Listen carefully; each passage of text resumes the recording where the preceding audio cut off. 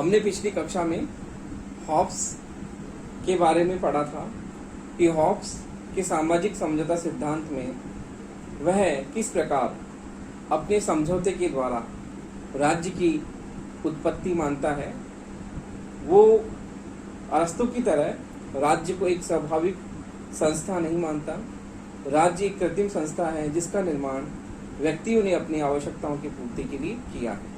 तो इस प्रकार हॉब्स, हमने पिछली कक्षा में पढ़ा था कि हॉब्स ने किस प्रकार से मानव स्वभाव का स्वार्थ परक उसने अध्ययन प्रस्तुत किया और अपने यथार्थवादी आधारों पर उसने मानव स्वभाव का बहुत ही यथार्थवादी जो है वर्णन किया है। इसी प्रकार से उसकी प्राकृतिक अवस्था में हमने देखा कि प्राकृतिक अवस्था दीनहीन, एकाकी, पार्श्विक थी, जंगल के नियमों पर आधारित थी और जिसमें शक्ति जो थी वो सर्वप्रमुख थी।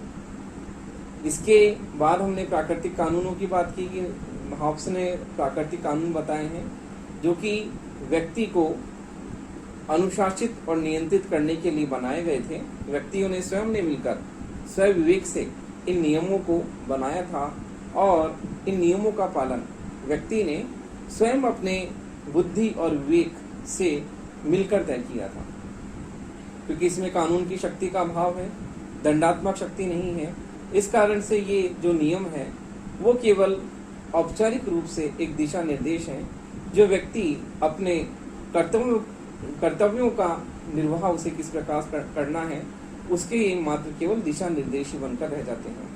फिर प्राकृतिक अधिकार की बात की कि किस प्रकार जो हॉब्स जो है वह व्यक्ति को प्राकृतिक अवस्था से मुक्ति दिलाने के लिए, व्यक्ति जो है उसका जीवन सुरक्षित नहीं था और जीवन में हमेशा हर समय प्रतिस्पर्धा और संघर्ष की स्थिति बनी रहती थी, जिससे व्यक्ति का जीवन असुरक्षित था। और इस जीवन को सुरक्षित करने के लिए व्यक्ति क्या करता है?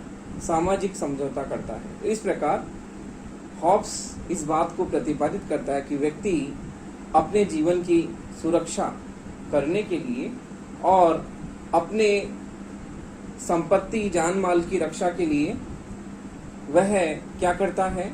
वह समझौता करता है। अर्थात समाज में व्याप्त असुरक्षा, अशांति और अव्यवस्था से मुक्ति पाने के लिए व्यक्ति सामाजिक समझौता करता है। तो देखिए हॉब्स का जो सामाजिक समझौता है उसके बारे में हम देखते हैं कि हॉब्स सामाजिक समझौता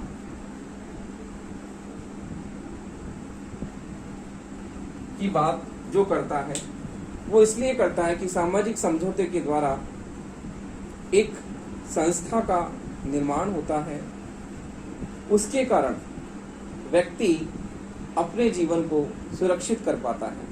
तो अब हम हॉब्स के सामाजिक समझौता सिद्धांत की विशेषताएं देखते हैं कि किस प्रकार से हॉब्स ने सामाजिक समझौता सिद्धांत की विशेषताएं बताई। देखिए पहला है यह समझौता सामाजिक और राजनीतिक, यह समझौता सामाजिक और राजनीतिक दोनों है।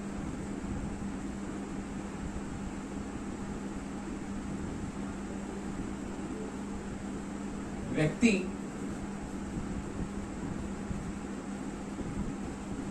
समझौते के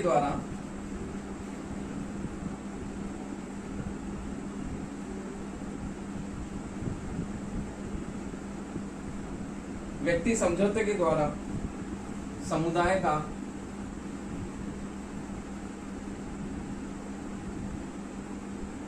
सदस्य बन जाता है, अर्थात सामाजिक स्थिति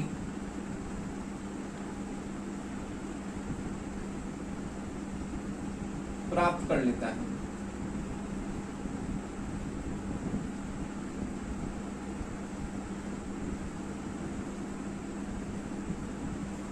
और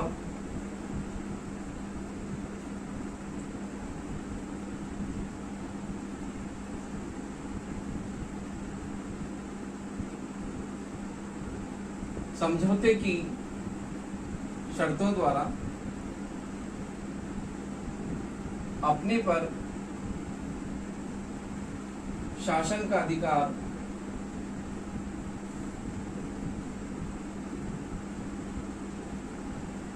अन्य व्यक्ति या अन्य व्यक्ति या संस्था अन्य व्यक्ति या संस्था को सौंपकर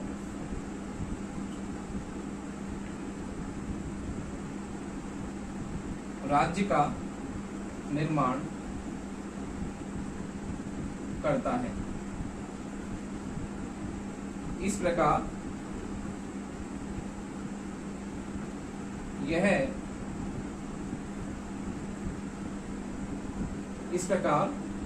यह समझौता राजनीतिक भी है।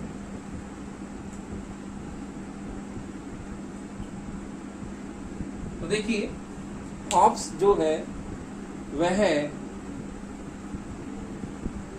समझौता सामाजिक और राजनीतिक दोनों प्रकार का है। मानव समुदाय का सदस्य बनकर सामाजिक बंधन स्वीकार कर लेता है, इस प्रकार यह समझौता सामाजिक है। और अपने पर शासन करने का जो अधिकार है वह अपने पर शासन करने का अधिकार अन्य व्यक्ति अथवा संस्था को सौंपकर राज्य का निर्माण करता है, अर्थात यह समझौता सामाजिक भी है। तो इस प्रकार एक ही समझौते के द्वारा दो समझौते होते हैं, सामाजिक और राजनीतिक। इस प्रकार हॉब्स समझौते की शर्तों से जब व्यक्ति बन जाता है तो समुदाय निर्मित होता है, अर्थात ये समझौता सामाजिक हो जाता है। और समझौते की शर्तों से बंधा होने के कारण राज्य का निर्माण होता है, जिसमें व्यक्ति अपने पर शासन करने का अधिकार किसी व्यक्ति अथवा संस्था को सौंपता है। तो ये समझौता क्या हो जाता है? यह समझौता राजनीतिक हो जाता है। इस प्रकार हॉब्स का समझौता जो है सामाजिक और राजनीतिक दोनों है। अगली विशेषता देखिए,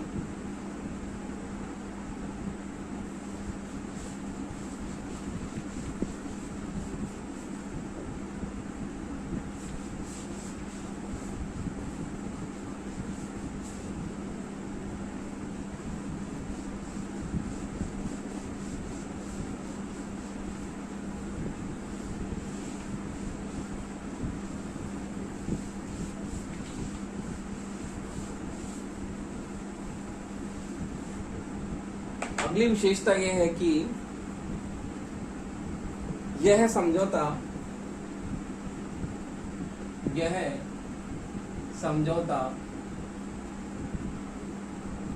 सरकारी समझौता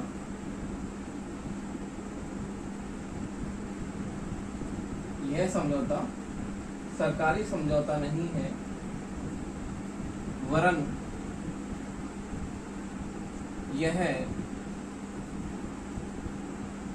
गैर सरकारी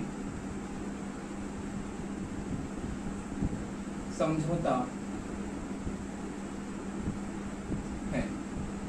तो देखिए, हॉब्स से कहता है समझौता सरकारी समझौता नहीं है, यह गैर सरकारी समझौता है। यह केवल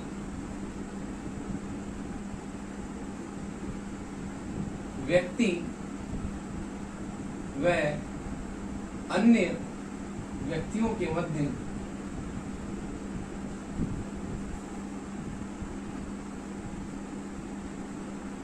हुआ है,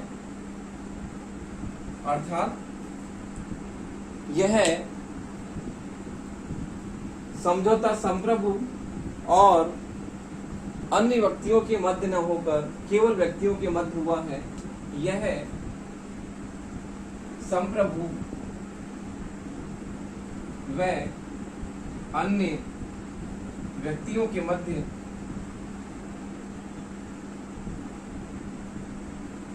नहीं हुआ है।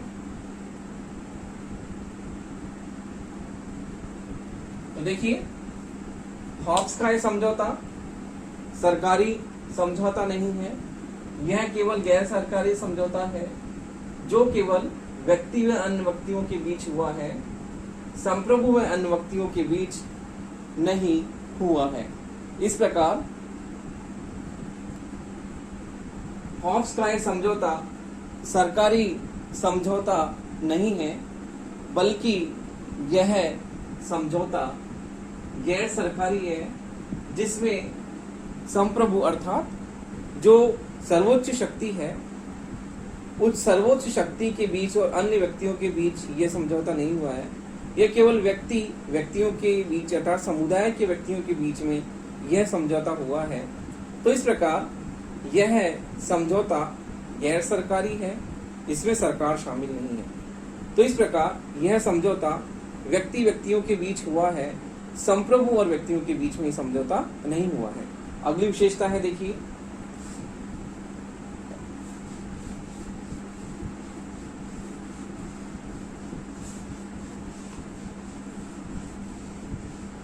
अगली विशेषता यह है कि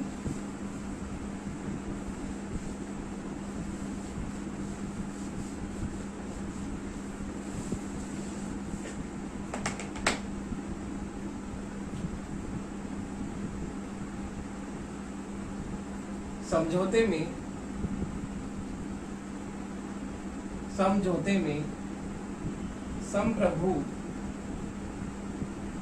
शामिल नहीं है। इसलिए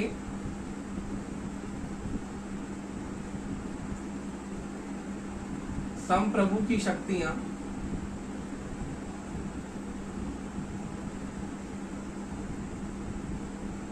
निरंकुश एवं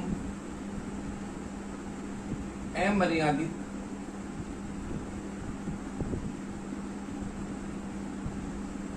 है। तो देखिए, संप्रभु में, समझौते में संप्रभु शामिल नहीं है और प्रभुसत्ता इसमें शामिल नहीं है।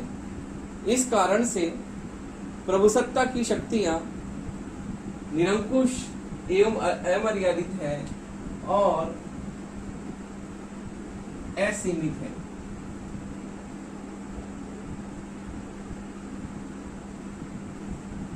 देखिए, समझौते में संप्रभु शामिल नहीं है और संप्रभु के शामिल नहीं होने के कारण संप्रभु की शक्तियां निरंकुश है, असीमित है, अमर्यादित है।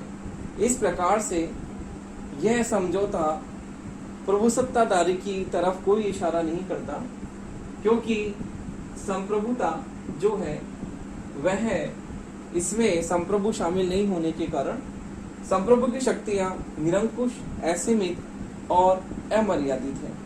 और देखिए, अगला है,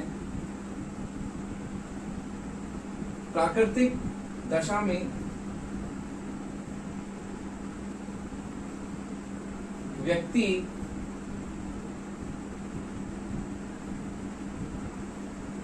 अपनी स्वतंत्रता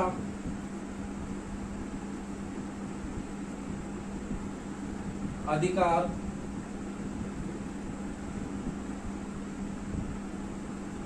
व्यक्ति अपनी स्वतंत्रता अधिकार आदि की सुरक्षा नहीं पाता है और इसी प्रकार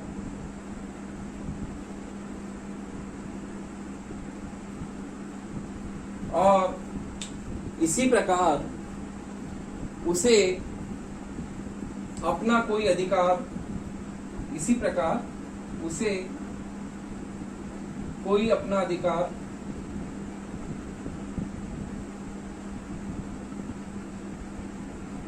स्वतंत्रता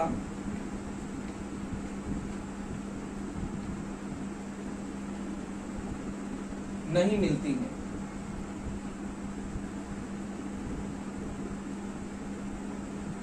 तो देखिए, संप्रभुता इसमें शामिल नहीं है और संप्रभुता जो है वह संप्रभु की शक्ति निरंकुश, अमर्यादित, असीमित है। इसी प्रकार प्राकृतिक दशा में व्यक्ति अपने स्वतंत्रता, अधिकार आदि की उसकी सुरक्षा नहीं पाता है वो, और समझौते के बाद में वो अपनी सारी जो भी शक्तियां हैं वो संप्रभु को सौंप देता है, अपने प्राकृतिक अधिकार, अपनी स्वतंत्रता आदि संप्रभु को सौंप देता है। तो इस प्रकार उसे कोई अपना अधिकार, स्वतंत्रता इसमें नहीं मिलती, क्योंकि संप्रभुता क्या है? निरंकुश है, असीमित है, अमर्यादित है। इस कारण से व्यक्ति संप्रभु को सर्वोच्च मानता है, और संप्रभु सर्वोच्च होने के कारण वह संप्रभु को अपने अधिकार, अपनी स्वतंत्रताएं सब सौंप देता है, क्योंकि समझौते के बाद में संप्रभु सर्वोच्च है, और संप्रभु की सर्वोच्चता के आगे वह अपने अधिकार और स्वतंत्रता उसको क्या कर देता है? समर्पित कर देता है। इस प्रकार से प्राकृतिक दशा में स्वतंत्रता, अधिकार, शक्ति को त्यागने के बाद में व्यक्तियों को कोई अधिकार, स्वतंत्रता आदि नहीं मिलती है, क्योंकि वो सब सारे अधिकार, सारी स्वतंत्रता संप्रभु को सौंप देते हैं। इस प्रकार से अगली विशेषता देखिए,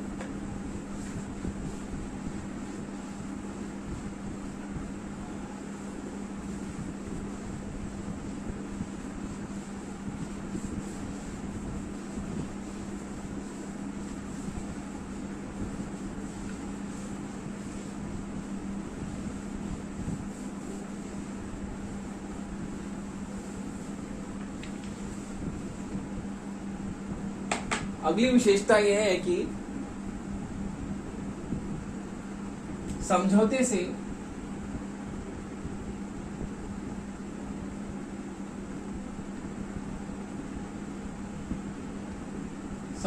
से केवल एक संप्रभु की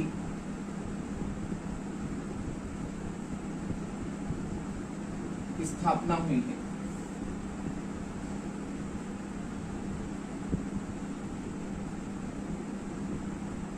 चाहे वह एक व्यक्ति में हो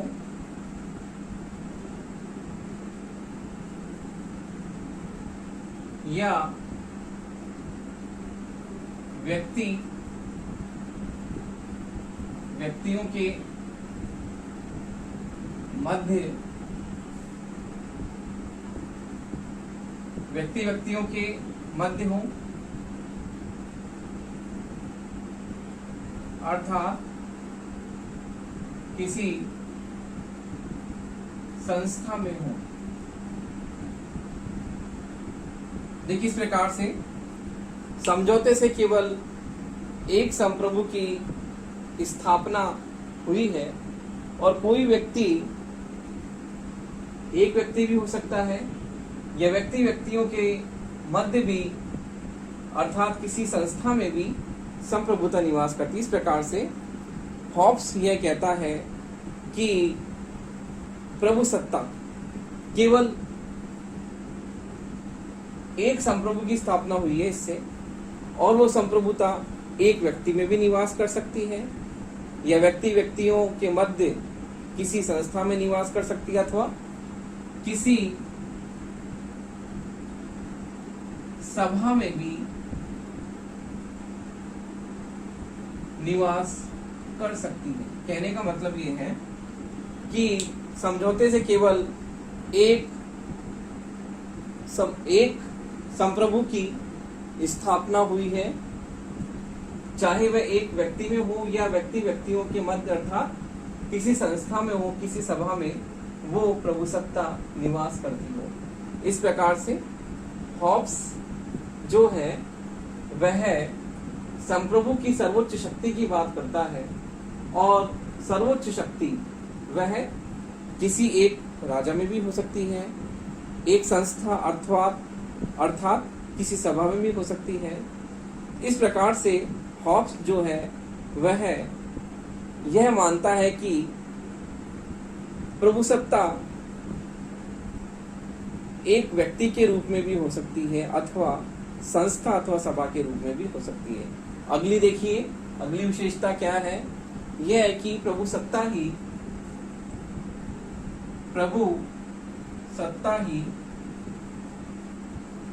समस्त विधियों का स्रोत है।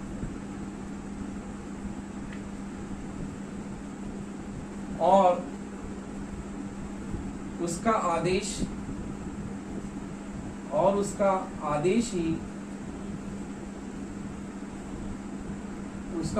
ही कानून है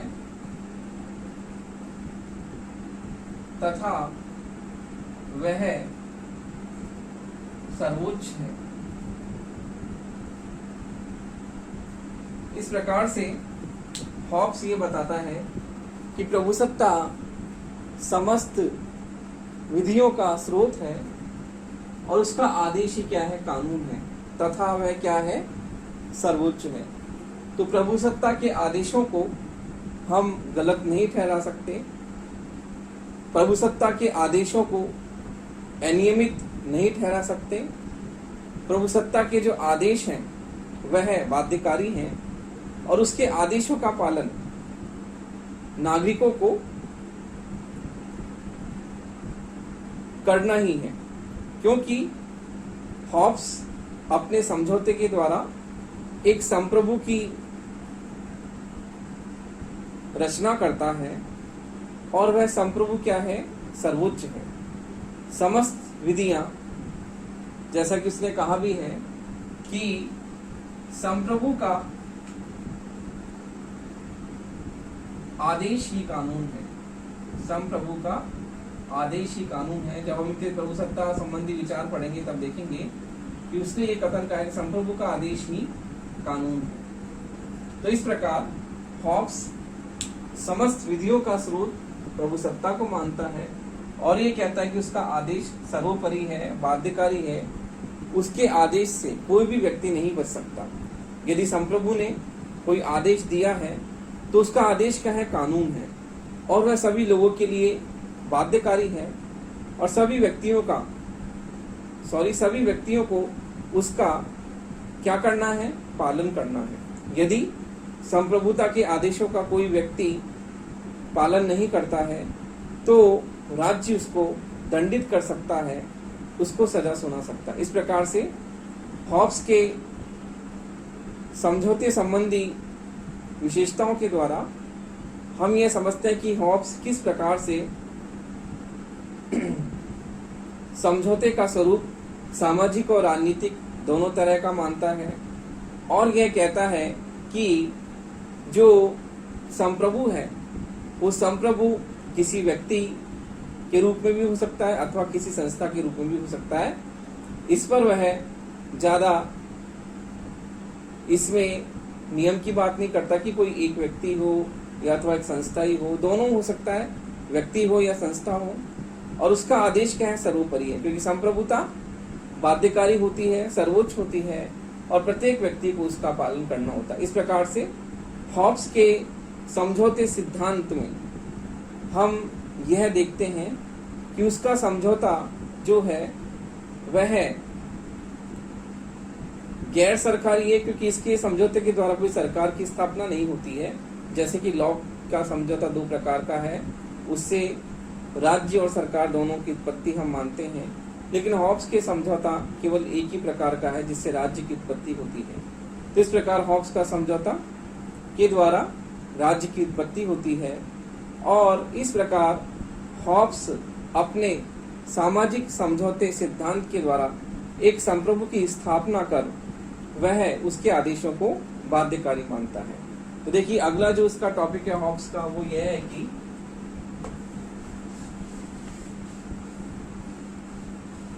हॉब्स के संप्रभुता या प्रभुसत्ता संबंधी विचार। ये बहुत ही महत्वपूर्ण विचार हैं हॉब्स के, क्योंकि हॉब्स ने संप्रभुता या प्रभुसत्ता पर अपने महत्वपूर्ण विचार प्रतिपादित किए। तो देखिए हॉब्स के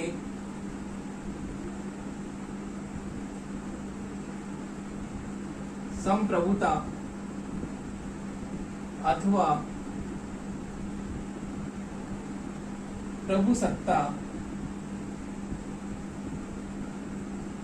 प्रभुसत्ता संबंधी विचार।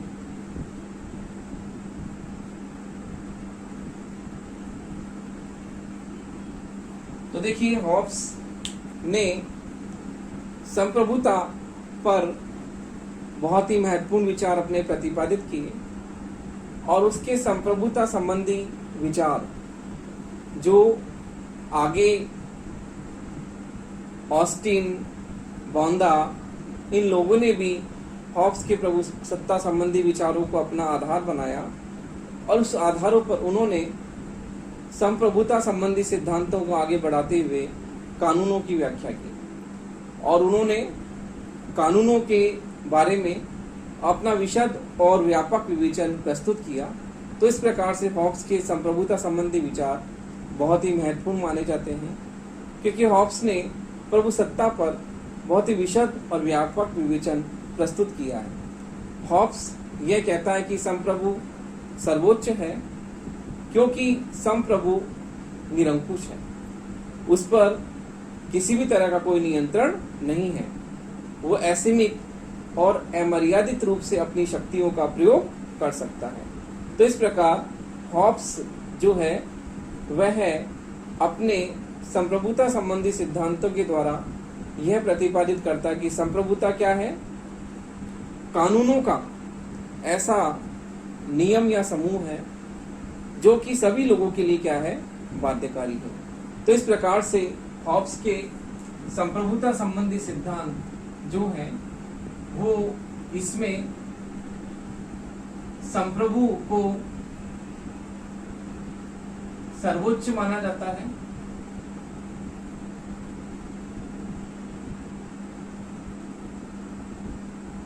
और उसका आदेश ही क्या है,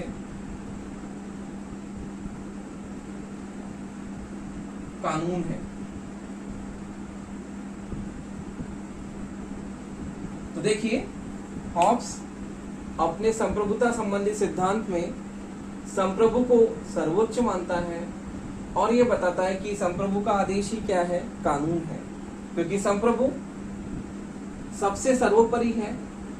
सबसे सर्वोपरि होने के कारण उसमें कानून की शक्ति का समावेश है और उसका आदेश क्या है, कानून है, क्योंकि संप्रभु एक सर्वोच्च शक्ति है। एक सर्वोच्च शक्ति होने के कारण उसके आदेशों में क्या है, कानून है। तो उसके आदेश क्या है, बाध्यकारी है। आदेश बाध्यकारी है। तो इस प्रकार हॉब्स संप्रभुता को सर्वोपरि मानता है और उसके आदेश को ही कानून का स्रोत मानता है कि संप्रभु का आदेश क्या है, कानून है। और इसके साथ साथ ही कानूनों में बाध्यकारी शक्ति को वो मानता है कि कानून क्या होते हैं, बाध्यकारी होते हैं। इस प्रकार संप्रभु निरंकुश अमर्यादित शक्तियों का प्रयोग करता है, क्योंकि उसके पास में कानून की शक्ति है और उसका आदेश ही क्या है, कानून है। इस प्रकार संप्रभु निरंकुश व अमर्यादित शक्तियों का प्रयोग करता है। तो देखिए इस प्रकार हॉब्स अपने संप्रभुता संबंधी सिद्धांतों में संप्रभु को सर्वोच्च मानता है। उसका आदेश ही कानून है, इसलिए आदेश क्या है, बाध्यकारी है। और संप्रभु निरंकुश है और अमर्यादित शक्तियों का प्रयोग करता है, क्योंकि संप्रभु जो है वह सर्वोच्च है और उसमें सर्वोच्चता होने के कारण उसके आदेश बाध्यकारी हैं। इस प्रकार संप्रभु निरंकुश व असीमित शक्तियों का प्रयोग करता है।